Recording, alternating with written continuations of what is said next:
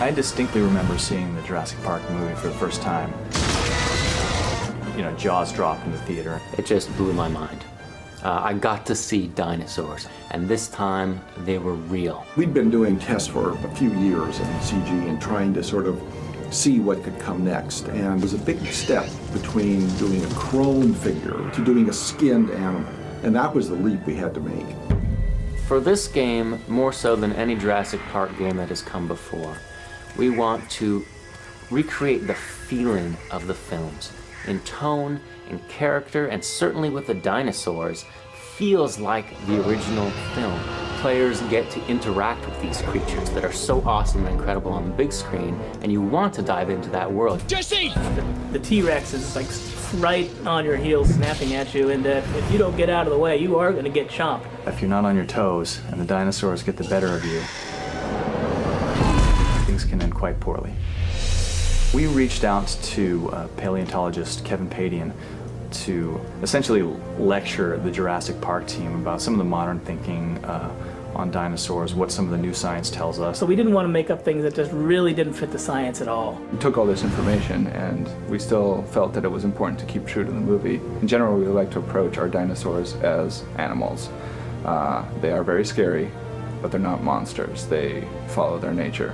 One of the things about animals is to keep in mind always is you never know what it's really going to do 2 seconds from now. It's not a dinosaur shooting game. We felt strongly that it really needed to be about a tooth and nail fight for survival, with escape being your goal. You couldn't really do a Jurassic Park game without Tyrannosaurus Rex. You have to know the rules that the film set up, which is, you know, if you don't move, the T-Rex can't see you. Of course we're going to see velociraptors. Those are the smart guys. They're the ones that are always thinking about how they're going to get you next.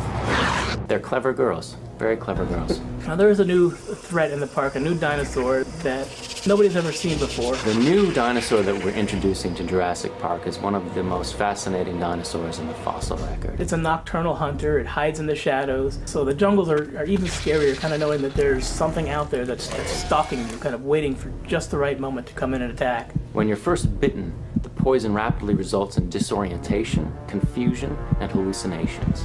This paralytic venom doesn't outright kill you, it leaves you alive.